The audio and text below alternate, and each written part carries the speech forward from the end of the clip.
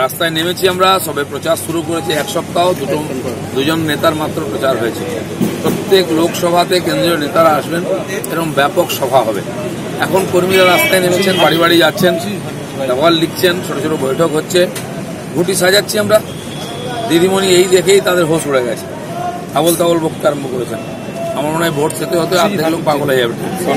দেখুন, টিএমসি গত কয়েকটা ইলেকশন গুন্ডা বদমাশ দিয়ে আর পুলিশ দিয়ে জিতেছে। পুলিশকে এবারে ইলেকশন কমিশন টাইট করবে, আর গুন্ডা মস্তানদেরকে আমরা টাইট করবো, পাবলিক টাইট করবে। সেই জন্য এবারে ফাঁকা মাঠে গোল করা কোনো সুযোগ আছে। কংগ্রেস কি বললো তাতে মানুষের কি যায় আসে? ভোটের আগে তার এমপি ভেঙে যাচ্ছে।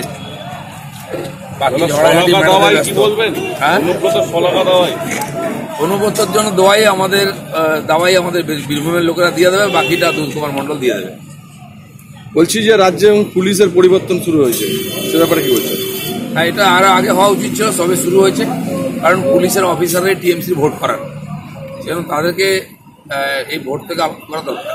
হ্যাঁ, সবে শুরু হয়েছে। দেখুন, সবাই একটা লিস্ট বেরিয়েছে, এবার বাকি লিস্ট বেরোবে। কোনো দাগি পুলিশ অফিসার, কোনো দুর্নীতিগ্রস্ত বা চামচা পুলিশ অফিসার এবারে ভোটে থাকবে না।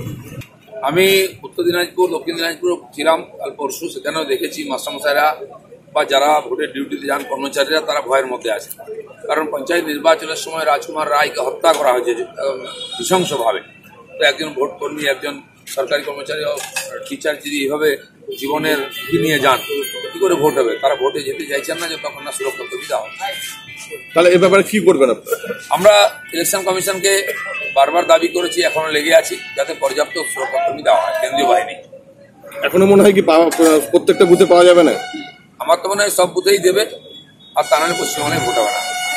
এখানকার জেলা শাসক মাত্র প্রথমে 28খানা স্পর্শকাতর বুথ বলেছিল, 28টি, সে ব্যাপারে কি বলছেন? পঞ্চায়েত ইলেকশনেও আমরা লম্বা বুথের লিস্ট দিয়েছিলাম, যেখানে ভোট করতে দেয়নি, যেখানে ভোট লুট হয়েছে। এই জেলা শাসকরা ছিলেন, এখানকার ইলেকশন কমিশন ছিল, তারা মানেইনি, তাই রিপোলিং হয়নি। এটা স্বাভাবিক আছে, ওরা রিগিং ভোট দেখতে পায় না, কারণ তাই করায়। সেই জন্য এদের উপরে ভরসা নেই, হয় এদের পাল্টাতে হবে, নাহলে সেন্ট্রাল ফোর্স দিতে হবে। দাদা, বালুঘাটে আপনার প্রার্থীর উপরে হামলা হয়েছে, সে ব্যাপারে কি বলছেন? এর আগে দুজন প্রার্থীর উপরে হামলা হয়েছে, কুচবিহারের নিষিদ্ধের উপরে দুবার, আন্ডারে ভারতীয় হোটেলের উপরে একবার। আর যেখানে যেখানে হারার মতো পরিস্থিতি হচ্ছে টিএমসি, তারা শারীরিকভাবে আক্রমণ করে ভয় দেখাচ্ছে। বালুরঘাটের ব্যাপারটা কি দেখছেন? বালুরঘাটে আমরা কমপ্লেন করবো, বাকিটা তো ভোটের মাধ্যমে উত্তর দেবো।